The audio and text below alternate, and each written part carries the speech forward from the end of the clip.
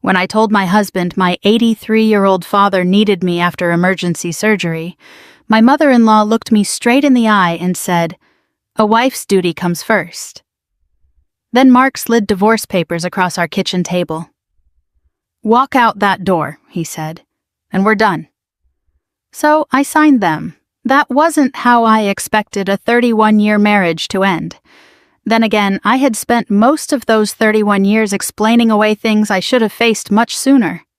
The call about my father came at 6:35 on a Tuesday morning. I remember the exact time because I was standing at the counter in my robe, spreading mustard on Mark's turkey sandwich before packing it into the same blue insulated lunch bag he'd carried for years. My phone buzzed beside the coffee maker. "Mrs. Parker?" a woman asked. "This is IU Health Bloomington Hospital. Your father was brought in during the night." The knife slipped out of my hand and landed flat in the sink. "What happened?" She told me my father, Walter Hayes, had collapsed in his kitchen. A neighbor found him after noticing his newspaper still sitting on the driveway. Doctors discovered an intestinal blockage and took him into emergency surgery just before dawn. "He's stable," the nurse said, "but given his age and cardiac history, he'll need help when he's discharged." I held the edge of the counter.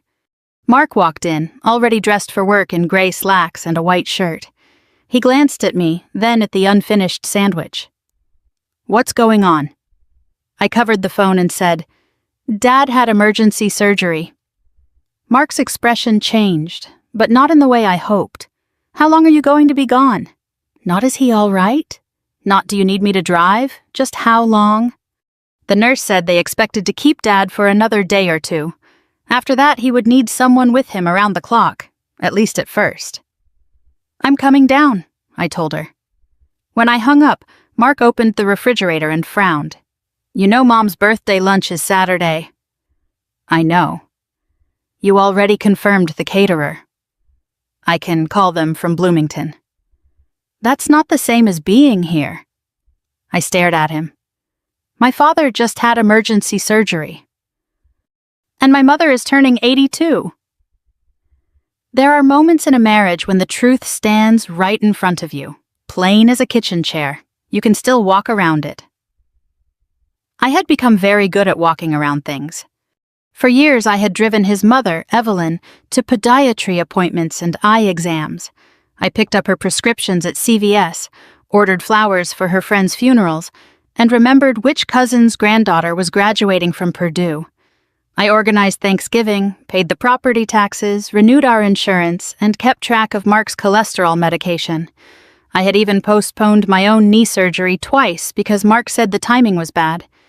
"It's not like you can't still walk," he told me after the second postponement. Technically, he was right. I could walk. I just couldn't do it without pain. That evening, Mark brought Evelyn to the house without warning.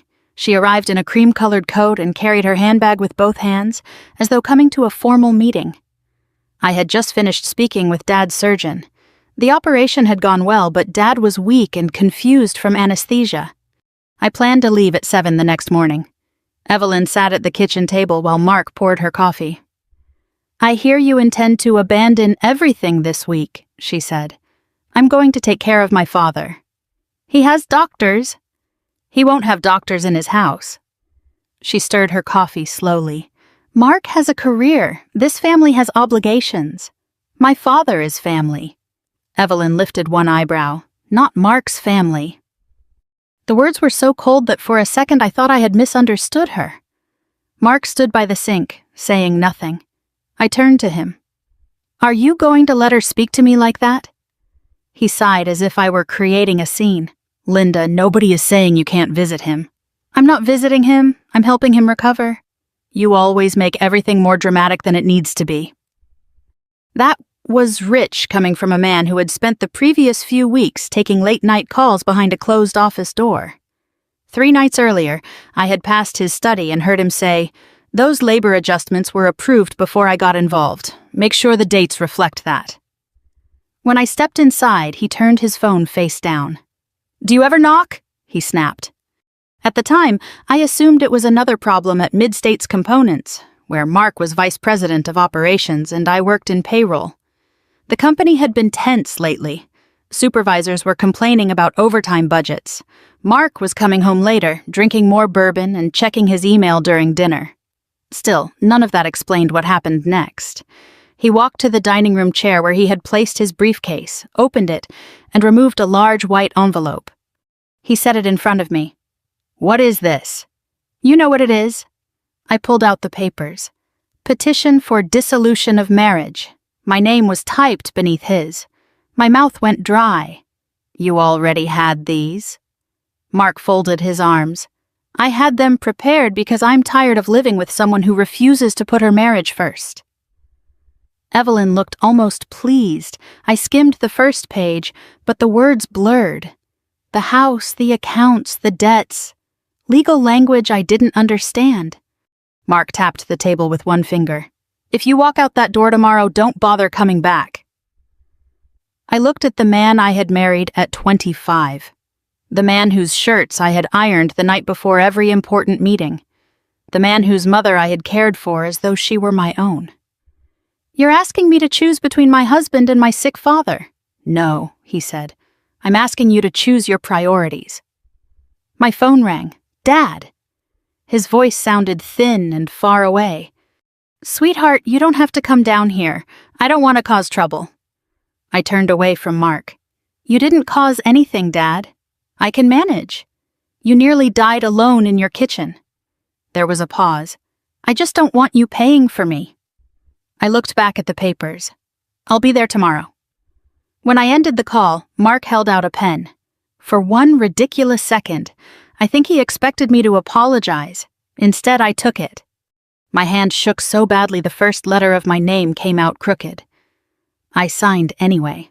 Evelyn gasped softly. Mark's face changed. Not much, but enough.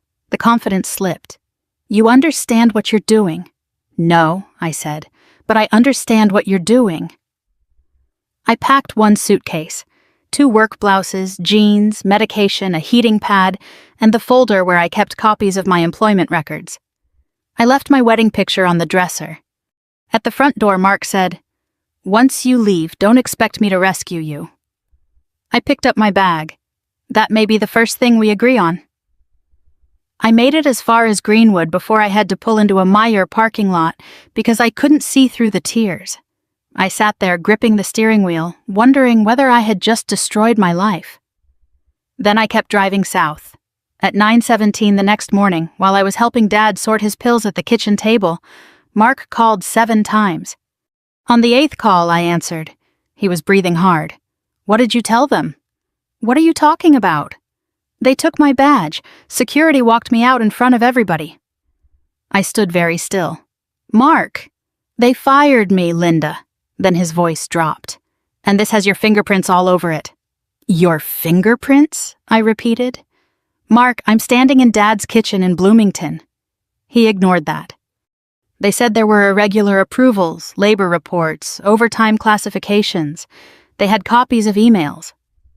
His voice had that sharp, breathless edge he got when someone else was holding the cards. I lowered myself into one of Dad's wooden kitchen chairs. My knees were already aching, and the morning had barely started. "What exactly did they accuse you of? I'm not discussing company business over the phone. You called me, because I need to know what you told them." "Nothing. I didn't even know there was an investigation." There was a pause. Then he said, "Don't play innocent. You kept every email anybody ever sent you." That sentence bothered me more than the accusation. I had kept emails. Payroll people keep things.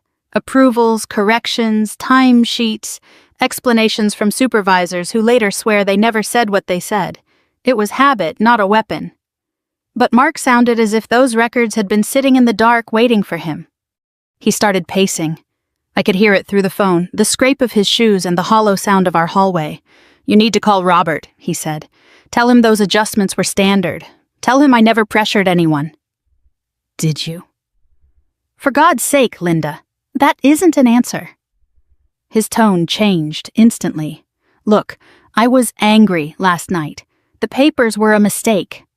Across the table, Dad was trying to pry open a child-proof pill bottle with both hands.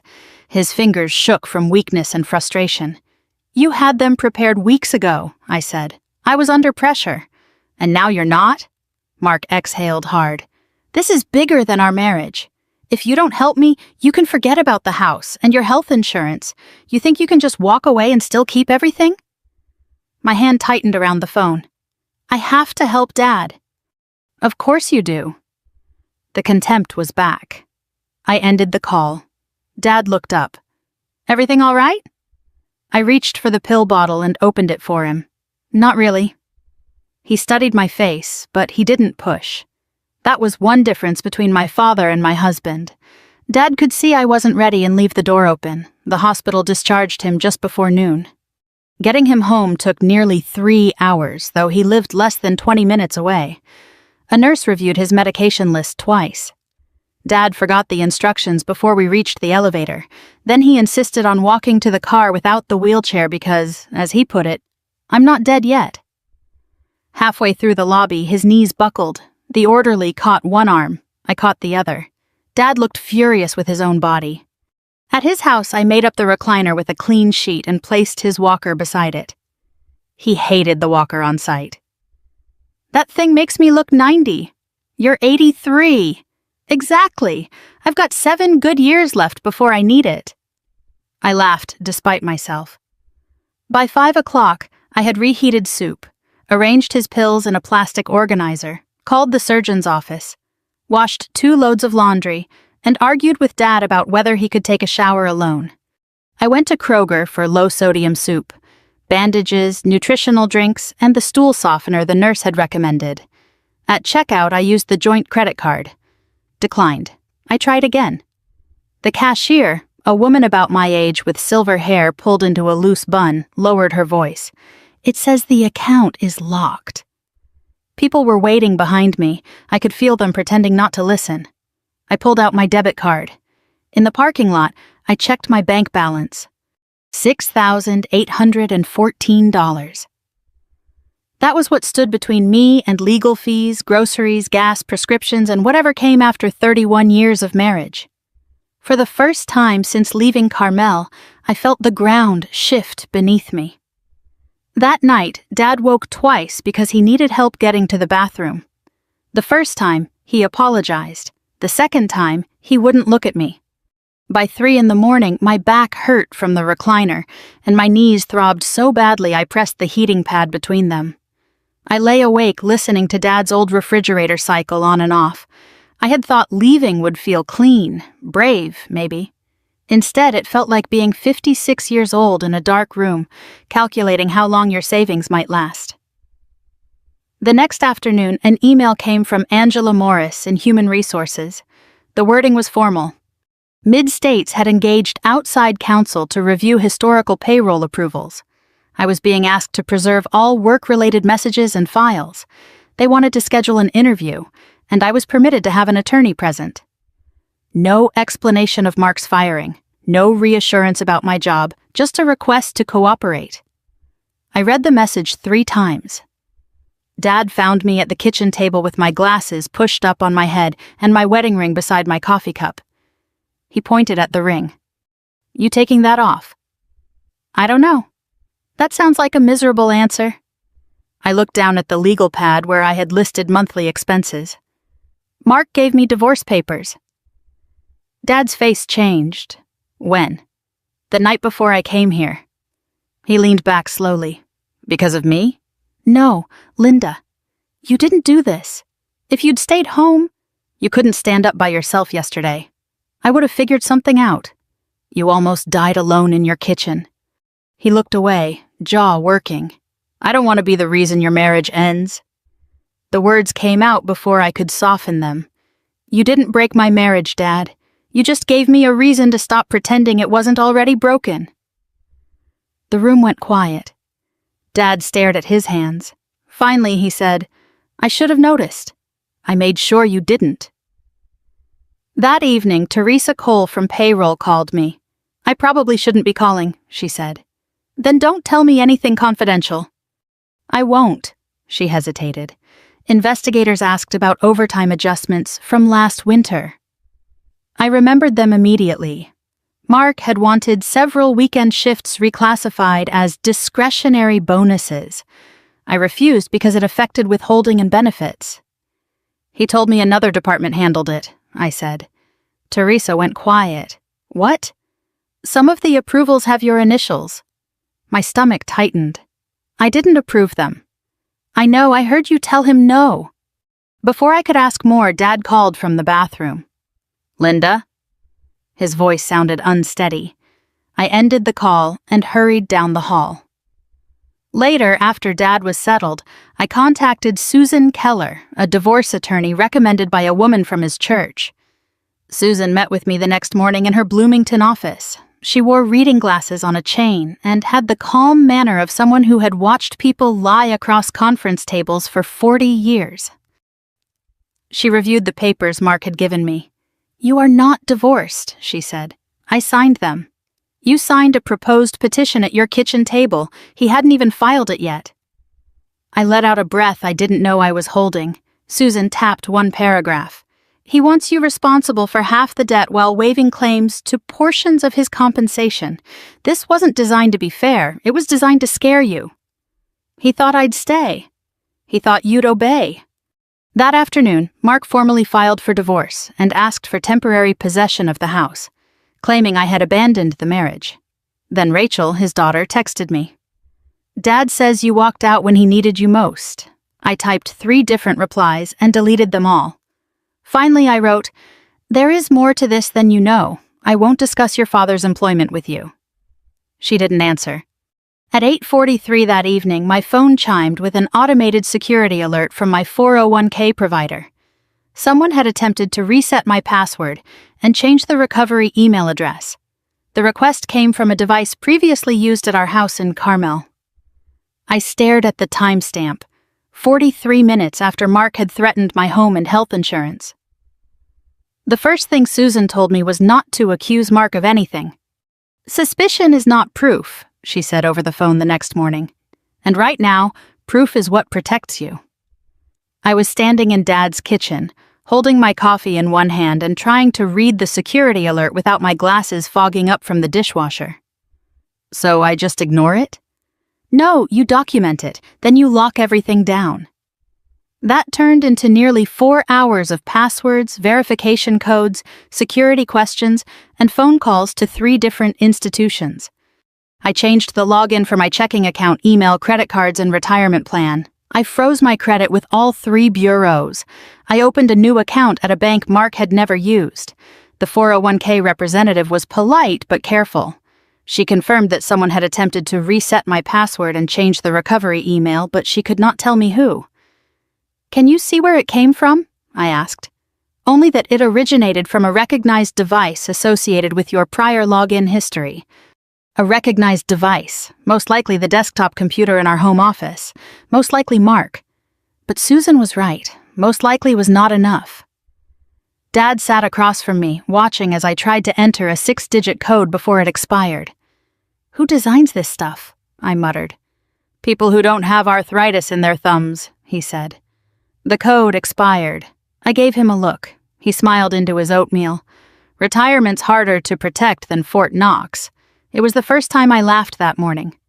2 days later, Susan came to Dad's house for the video interview with Mid-States. I had offered to drive to her office, but Dad had been dizzy before breakfast, and I didn't want to leave him alone. We set up my laptop at the dining room table. I wore one of the work blouses I had packed, though below the table I had on soft pants and compression socks. Angela appeared on the screen with a lawyer from an outside firm named Daniel Price. She was professional and almost painfully neutral. "Linda," she said, "we appreciate your cooperation. We're reviewing several historical payroll approvals involving labor cost adjustments." They shared 3 reports on the screen. Each one carried my electronic initials. My chest tightened. "I didn't approve those." Daniel Price looked down at his notes. "How can you be certain?" "Because I don't approve anything without adding a comment. Usually the reason for the adjustment or the supervisor who requested it. These have no notes." He moved to the next report. This one was approved at 10:48 p.m. I'm never in the office at 10:48. Could you approve remotely? Not from home. Payroll access requires the company network. Angela asked, Did Mark know your credentials? He shouldn't have. That answer bothered me as soon as I said it. A few months earlier, Mark had stood behind me while I reset my password at home. I kept an old, handwritten password list in a locked desk drawer because I didn't trust myself to remember everything. Mark knew where I kept the key. I told them. Susan rested one hand near my elbow, not touching me, just reminding me she was there. The interview lasted 90 minutes. Angela never told me what they believed or what Mark had said. When it ended, I felt as though I had spent the whole time trying to prove I was myself. That afternoon, Dad developed a fever. It was only 100.8 comma. But after surgery, that was enough to send us back to the emergency room. We sat under fluorescent lights for 6 hours while nurses drew blood, checked his incision, and adjusted his medications. Dad hated the hospital gown and kept trying to close it in the back. At my age, he said, modesty is all I've got left. The doctor eventually decided he was dehydrated and reacting badly to one of his prescriptions. Nothing life-threatening, but I was exhausted by the time we got home. Then I checked my email. Mid-States had placed me on paid administrative leave while the review continued. I read the message twice. Paid leave was better than being fired. I knew that. It still felt like being erased. My building access was suspended. My system credentials were disabled. Employees had been told not to discuss the investigation with me. I sat in Dad's driveway with the engine off and stared at the dashboard. For 27 years, I had done that job carefully. I had fixed other people's mistakes, stayed late during year-end processing, and answered panicked calls when checks were wrong. Now my own initials were attached to records I had never touched. Mark left a voicemail that evening. See what happens when you turn against me? They don't trust you either. I listened to it once. Then again, for one ugly hour I considered calling him. I imagined saying I would support his version if he unlocked the credit card, stopped fighting me over the house, and promised not to touch my retirement account. The thought made me ashamed. It also made sense. That was the frightening part. Security can make bad bargains look reasonable. Dad found me sitting on the edge of the guest bed, crying quietly so he wouldn't hear. I thought you were taking a nap, he said. I was pretending. He lowered himself into the desk chair with both hands gripping the arms. What happened? I told him about the administrative leave. Then I said, I'm 56 years old, Dad. I shouldn't be this scared of starting over. He looked at me for a long moment. Being scared doesn't mean you made the wrong choice. It means the choice cost something. I wiped my face with my sleeve. That sounds suspiciously wise. I've had 83 years to come up with one decent sentence. The next morning, Teresa called. She had remembered something. One of those approvals, she said. The one from February. You weren't even at work that night. Where was I? At St. Vincent with Evelyn. She fell in her bathroom. I remembered immediately. Evelyn had called me, not Mark, because he was at a dinner with executives. I drove her to the hospital and stayed until nearly midnight. I started digging. In an old purse, I found the hospital parking receipt. In my phone, I found a photograph Evelyn had demanded I take of her swollen ankle for an insurance claim. There were texts to Mark from the emergency room. Still here. X-ray shows no break. My pharmacy app showed I picked up Evelyn's pain medication at 11:36 p.m. The payroll approval had been entered at 10:48 from my workstation in Carmel. Susan sent the material to the investigators. 2 days later, Daniel Price asked for another meeting. This time, he showed us a security report. Mark's executive badge had opened the payroll floor at 10:31 that night. Then he displayed an email Mark had sent to a consultant called Northline Efficiency Partners. The sentence was short. LP has historically approved these adjustments. Her access gives us sufficient cover if the review goes deeper. For a second, I thought LP might mean someone else. Then Daniel opened the attachment. My employee number was listed beside the initials. Mark had not wanted me close because he needed a loyal wife. He had wanted me close because he needed a shield. The divorce discovery made the rest of his life look just as false. $86,000 in credit card debt, a personal loan I had never seen, a home equity line with regular withdrawals, a leased fishing boat stored near Geist Reservoir, payments to Northline that Mark had classified as consulting expenses. Susan stared at the boat paperwork. He listed this as professional transportation. I looked at her. She adjusted her glasses. Unless Mid-States manufactures base, I don't think that description is going to survive discovery. I laughed so suddenly my knees hurt. Then Susan's expression turned serious. Mark's attorney sent an offer. What kind of offer? You accept part of the undisclosed debt, waive further claims, and in exchange Mark agrees not to accuse you of payroll misconduct. For years, that threat would have worked. Not because it was true, because I would have been afraid of making him angrier. I looked at the email with my name reduced to 2 initials and a line about sufficient cover. Don't settle, I said. Susan studied me for a moment, then she closed the folder. All right. The divorce mediation was scheduled for a rainy Thursday morning in Indianapolis, almost 7 weeks after I left Carmel. I barely slept the night before. Not because I was afraid of seeing Mark. I was afraid of making a mistake. I'd spent most of my adult life trying to keep the peace. Walking into a room where I knew conflict was waiting felt like stepping onto ice that might crack beneath me. Susan met me outside the office building. She handed me a paper cup of coffee. How are your knees? Complaining. They're entitled. That made me smile. Small jokes mattered more than people realized. They reminded you that life hadn't completely turned into court filings and medical appointments. The mediation offices occupied the 3rd floor of a quiet brick building overlooking Meridian Street. No courtroom, no dramatic audience, just conference rooms, beige carpeting, and the smell of fresh coffee. Mark was already there. He looked older than he had 7 weeks earlier, not dramatically older, just deflated. His expensive navy suit hung looser around his shoulders. His beard, usually trimmed with military precision, showed 2 days of gray stubble.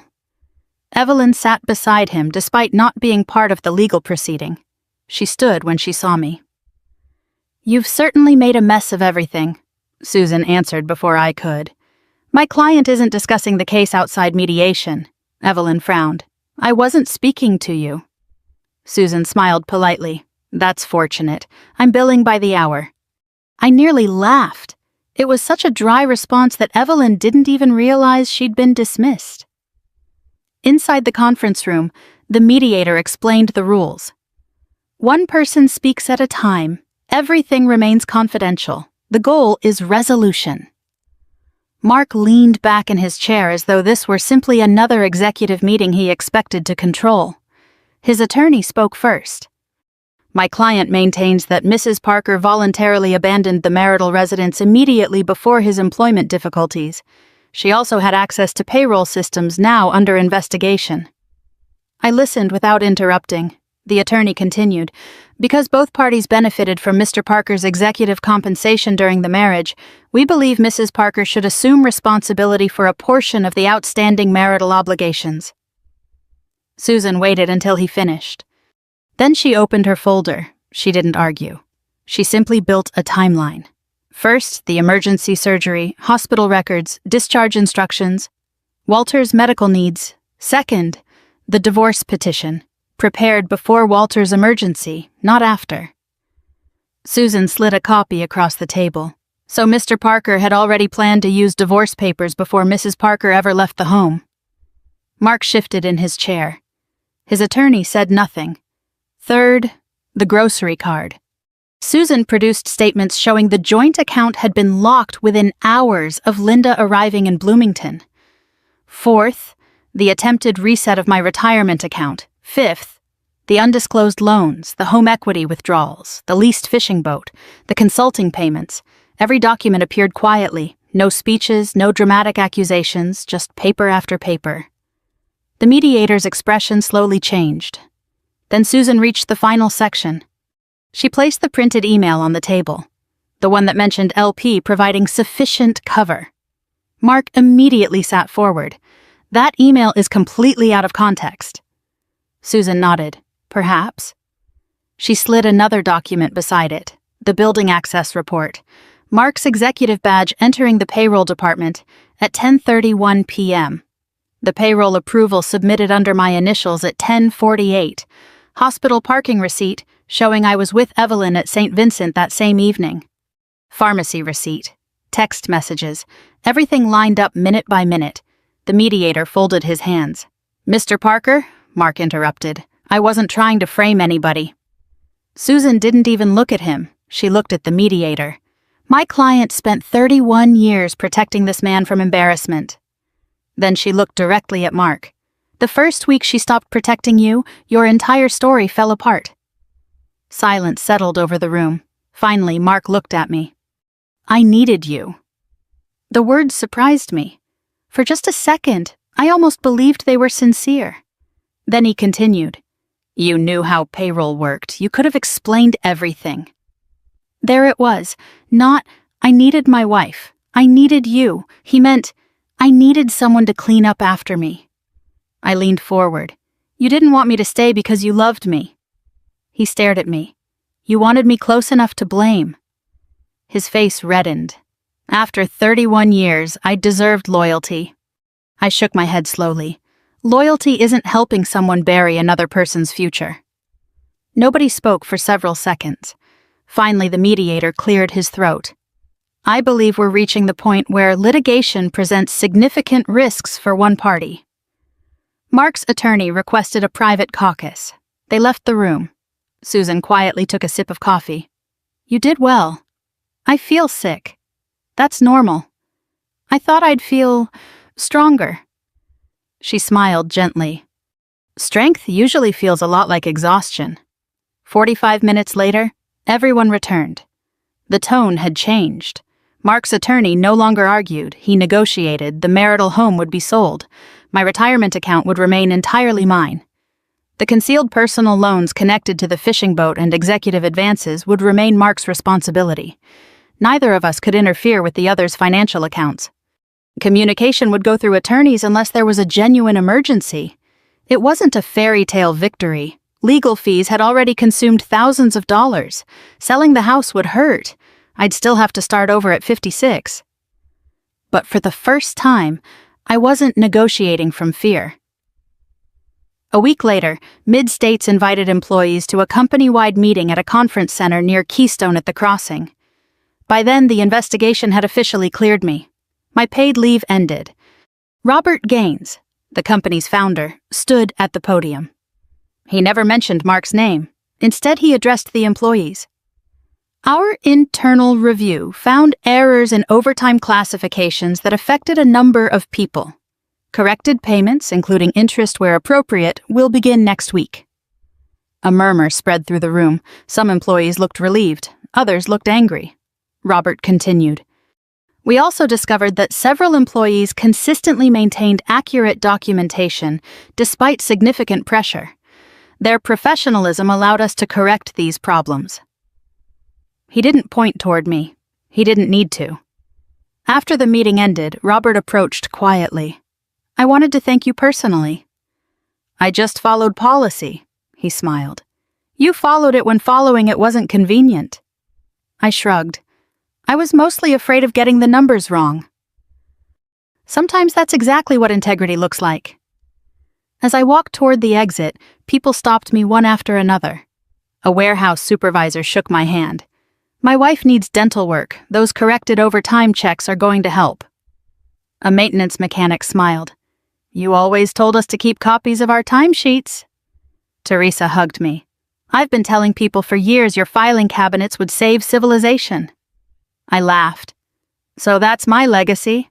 It's not a bad one."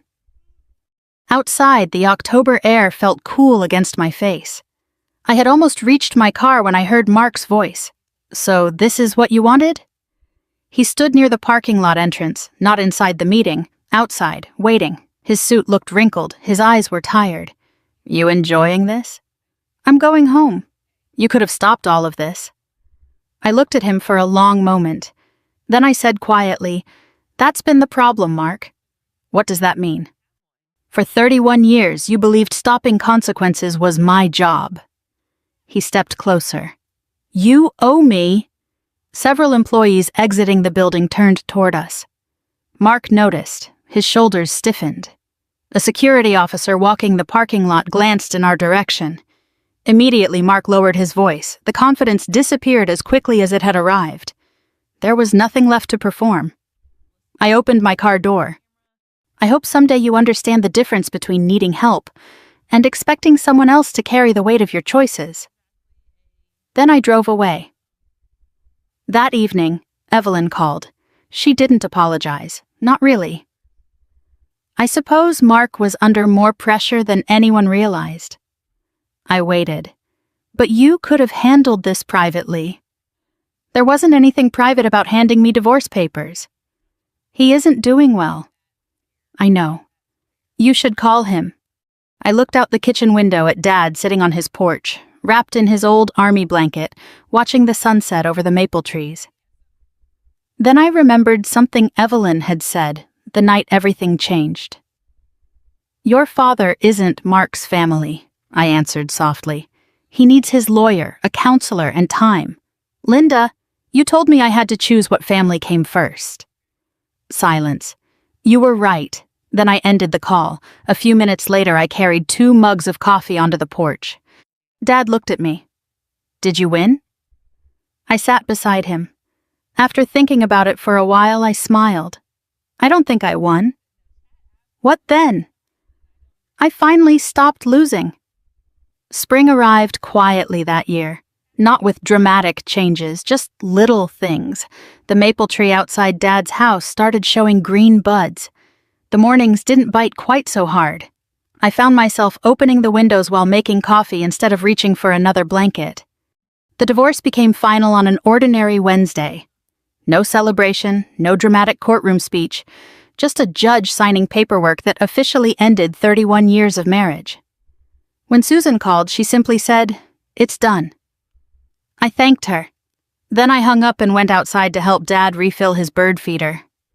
Life has a funny way of reminding you that paperwork may change everything on paper, but robins still expect breakfast. The house in Carmel sold 6 weeks later. Not for what we'd hoped. The inspection uncovered roof damage neither of us had known about, and buyers negotiated hard. After realtor fees, repairs, legal expenses, and paying off the mortgage, my share was enough to begin again, not enough to become wealthy, enough to breathe. I bought a modest 2-bedroom ranch house halfway between Bloomington and Martinsville. The first thing I noticed was what it didn't have. No stairs. After years of climbing the split-level staircase with aching knees, that felt almost luxurious. The second bedroom was just large enough for Dad to stay overnight if he ever needed to. The kitchen cabinets were old. The bathroom needed new fixtures. The backyard was barely big enough for 2 lawn chairs. It was perfect. The movers left around 3 on a Friday afternoon. Boxes filled every room. I stood in the living room wondering where to begin. Then I laughed. For 31 years, I'd organized everybody else's life. Surely I could unpack my own kitchen. Dad recovered more slowly than either of us wanted. Some mornings he walked confidently to the mailbox. Other mornings he needed his walker just to get from the bedroom to the coffee pot. His hand still shook when he tied fishing line. He forgot where he'd left his glasses at least twice a day. Once I found them in the refrigerator beside the orange juice. "I was keeping them cool," he insisted. "Of course you were." Growing older teaches you something nobody mentions when you're young. Helping someone isn't the same as controlling them. I had to learn that lesson with Dad. He wanted to keep mowing his own lawn. I wanted him to hire someone. We compromised. He mowed the small front yard. The neighborhood teenager handled the backyard and the steep slope near the ditch. Dad carried an emergency alert button. I stopped calling him 3 times every morning. Neither of us got exactly what we wanted. Both of us got something better. Respect. About 2 months after moving, I finally scheduled the knee replacement surgery I'd postponed for years. The orthopedic surgeon reviewed my chart. "It says you delayed this twice." I did. "Why?" I thought about saying work or family. Instead, I smiled. I spent too many years convincing myself everybody else came first. He nodded as though he'd heard that answer many times before. Recovery wasn't easy. Physical therapy hurt. Some days I questioned my decision, but every painful step reminded me that healing often asks us to tolerate temporary discomfort instead of permanent sacrifice. Mid-States offered me my old position back. Robert Gaines invited me into his office. I'd like you to return. I appreciate that. We'd also like you to help redesign payroll compliance procedures. I thought about it for several days. Then I accepted, with one condition. I only want to work 4 days a week. Robert looked surprised. Planning to retire? Planning to live. He laughed. Fair enough. The new schedule changed everything. Fridays belonged to me. Sometimes Dad and I drove to Lake Monroe, not to do anything exciting. We'd buy terrible gas station coffee, sit in folding chairs near the water, and watch fishermen who seemed much more successful than Dad ever was. One afternoon, he hadn't caught a single fish after nearly 2 hours. He reeled in his empty hook and frowned. Fish these days don't have any work ethic. I nearly spilled my coffee laughing. He looked over at me. You smile more. I complain more, too. That's different. How? Complaining because your knees hurt isn't the same as pretending your heart doesn't. I looked out across the lake. The water reflected pale spring clouds drifting slowly overhead. You know, I said, I thought leaving Mark would make me feel strong. And? It mostly made me feel terrified. Dad nodded. Most worthwhile things start that way. I never asked many questions about Mark after the divorce. I knew enough. His executive bonus disappeared. He sold the fishing boat. Eventually, he found consulting work with a smaller manufacturing company near Fort Wayne. Not a glamorous position, just a job. Rachel called one evening in early summer. Her voice sounded hesitant. I owe you an apology. You don't owe me anything. I read the court filings. I stayed quiet. Dad admitted he already had the divorce papers before Grandpa got sick. She swallowed. And the credit card. I'm sorry. So am I. There was another pause. I love my father. I know. I don't know what to do with everything I've learned. I thought carefully before answering. You're allowed to love him. I am? Yes. But loving someone doesn't require pretending they never made terrible choices. She cried. Not loudly, just enough that I could hear her trying to catch her breath. When we hung up, I realized something important. Forgiveness and reconciliation aren't the same thing. Rachel and I slowly rebuilt a relationship. Mark and I did not. Some doors are meant to stay closed. On Fridays, when I wasn't working, I started volunteering through a senior resource center in Bloomington. Mostly, I helped older adults organize paperwork, insurance forms, Social Security letters, medical bills. One woman apologized 3 different times before asking me to explain her Medicare statement. I feel foolish. You shouldn't. I've always hated asking questions. So did I, she smiled. I guess we're both learning. Better late than never.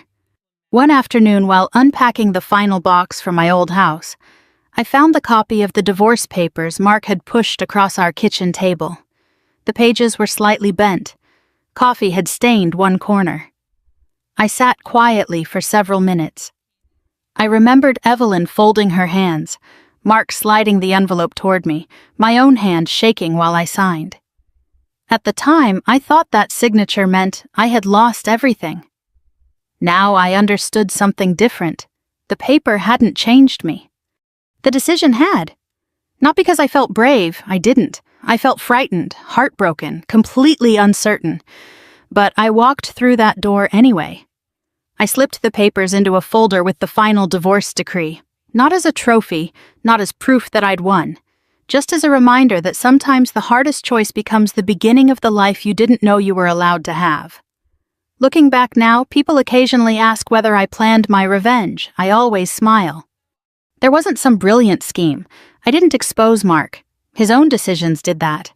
I simply stopped standing between him and the consequences. For years, I believed peace meant keeping everyone else comfortable. Now I know real peace begins when you stop abandoning yourself to make someone else's life easier. If you've ever had to choose between keeping the peace and keeping your self-respect, I hope you know you're not alone. Sometimes the hardest door to walk through is also the one that leads you home. If this story reminded you of someone, or even of yourself, I'd love to hear your thoughts in the comments.